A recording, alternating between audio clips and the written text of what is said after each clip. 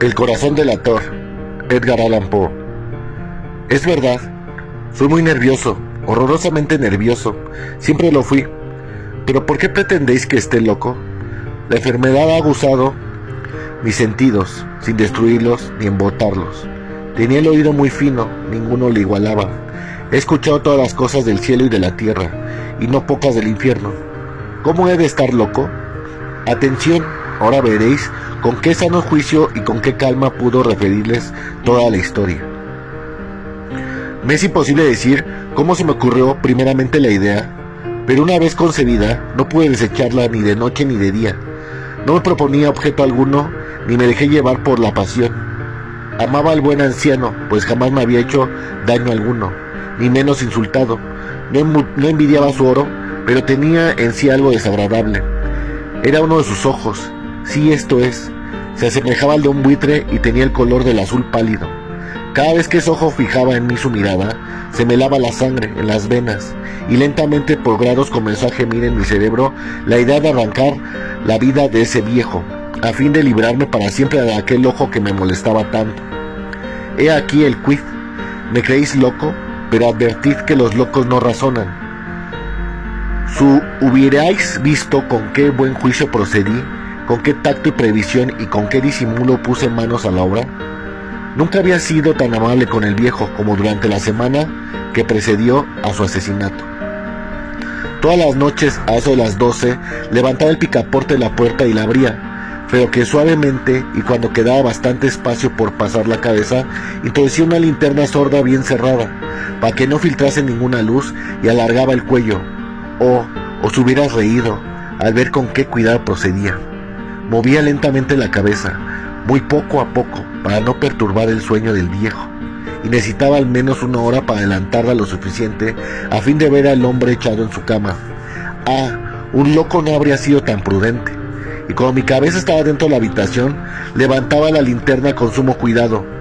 Oh, con qué cuidado, porque la charnela rechinaba.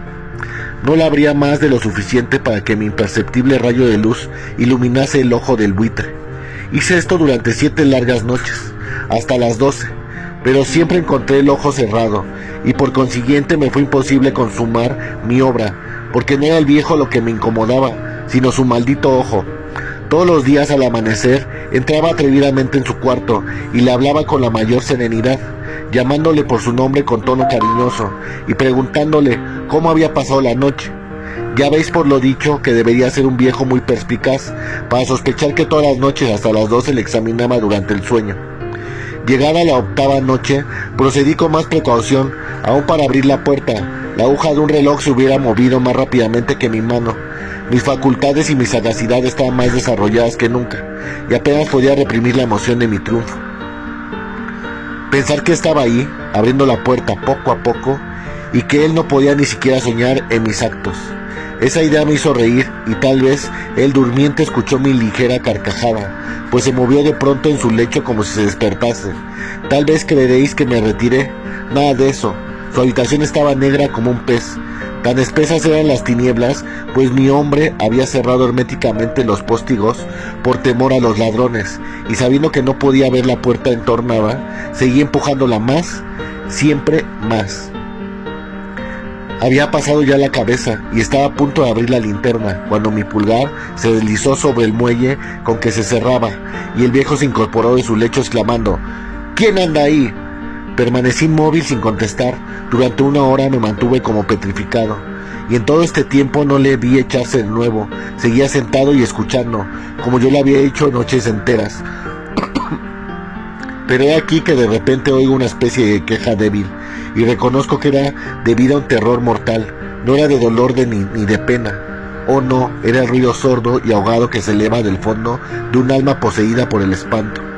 Yo conocía bien este rumor, pues muchas noches a las 12, cuando todos dormían, lo oí producirse en mi pecho, aumentando con su eco terrible el terror que me embargaba.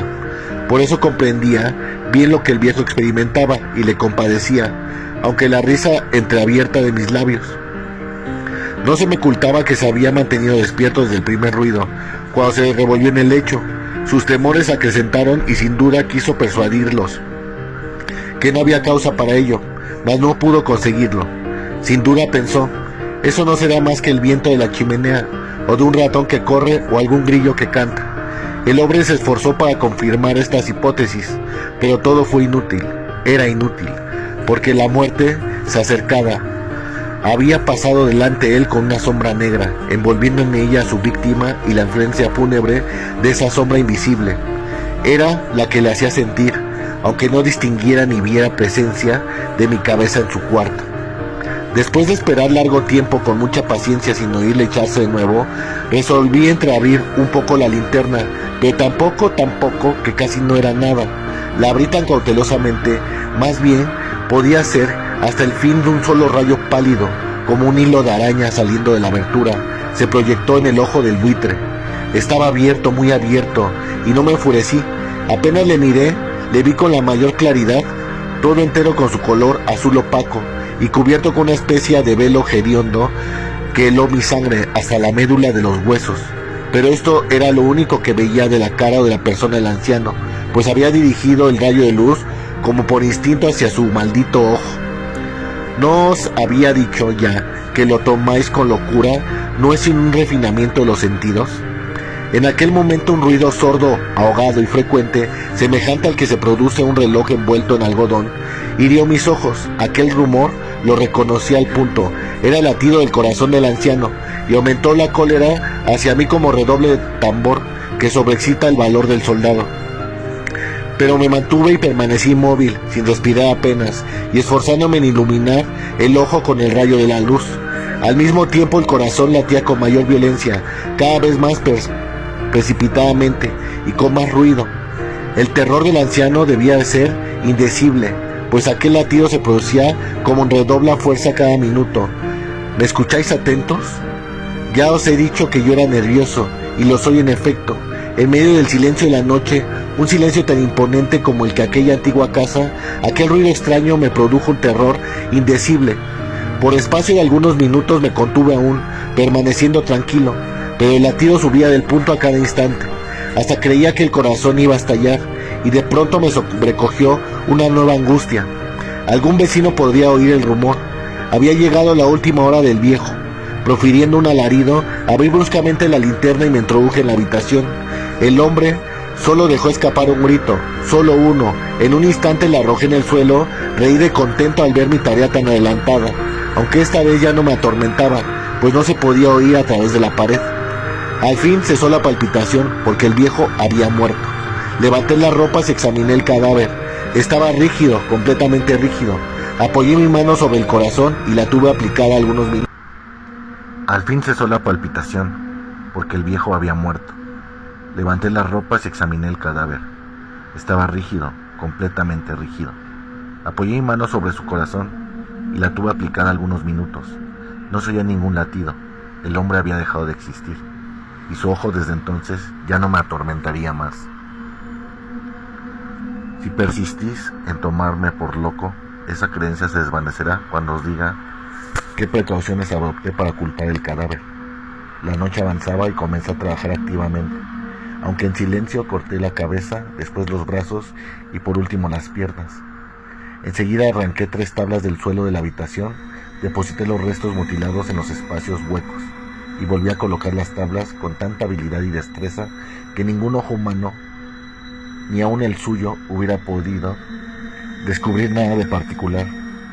No era necesario lavar mucho, mancha alguna, gracias a la prudencia con que procedía. Un barreno la había absorbido toda. Ja, ja, ja. Terminé la operación a eso de las 4 de la madrugada.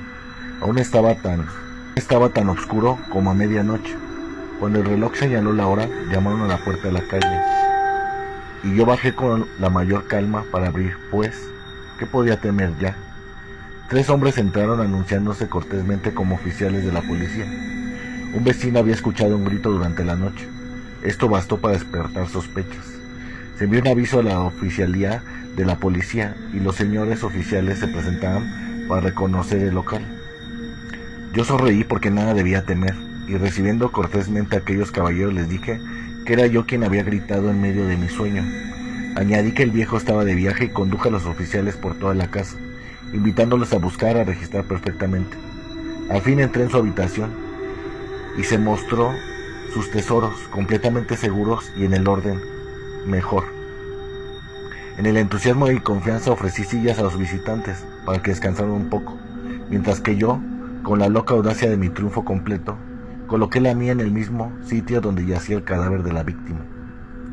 Los oficiales quedaron satisfechos y convencidos por mis modales. Yo estaba muy tranquilo. Se sentaron y hablaron de cosas familiares, a las que contesté alegremente. Mas al poco tiempo sentí que palidecía y ansié la marcha de aquellos hombres. Me dolía la cabeza, me parecía que mis oídos zumbaban, pero los oficiales continuaban sentados, hablando sin cesar. El zumbido se pronunció más y más, persistiendo con mayor fuerza. Me puse a charlar sin tregua para librarme de aquella sensación, pero todo fue inútil, y al fin descubrí que el rumor no se producía en mis oídos. Sin duda palidecí entonces mucho, pero hablaba todavía más, con más viveza, alzando la voz, lo cual no impedía que el sonido fuera en aumento. ¿Qué podía hacer yo? Era un rumor sordo, ahogado, frecuente, muy análogo al que produciría un reloj envuelto en algodón. Respiré fatigosamente. Los oficiales no oían aún. Entonces hablé más aprisa, con mayor vehemencia, pero el ruido aumentaba sin cesar. Me levanté y comencé a discutir sobre varias nimiedades, en un diapasón muy alto y gesticulado vivamente, mas el ruido crecía. ¿Por qué? ¿No querían irse ya aquellos hombres? Aparentando que me exasperaba sus observaciones, di varias vueltas de un lado a otro de la habitación, mas el rumor iba en aumento. Dios mío, ¿qué podía hacer? La cólera me cegaba, comencé a renegar, agité la silla donde me había sentado haciéndola rechinar sobre el suelo, pero el ruido dominaba, siempre de una manera muy marcada, y los oficiales seguían hablando, bromeaban y sonreían. ¿Sería posible que no oyesen? Dios Todopoderoso, no, oían, sospechaban, lo sabían todo, se divertían con mi espanto. Lo creí y lo creo aún. Cualquier cosa era preferible a semejante burla. No podía soportar más tiempo aquellas hipócritas sonrisas y comprendí que era un precioso grito o morir. Y cada vez más alto, ¿lo oís? Cada vez más alto, siempre más alto. Miserables, exclamé, no disimuléis más tiempo. Confieso el crimen. Arrancad esas tablas. Ahí está, ese latido de su espantoso corazón. Cuento de Edgar Allan Poe, 1843. Y recuerda, no todo es ciencia, también es brujería y literatura. Muerta Sócrates.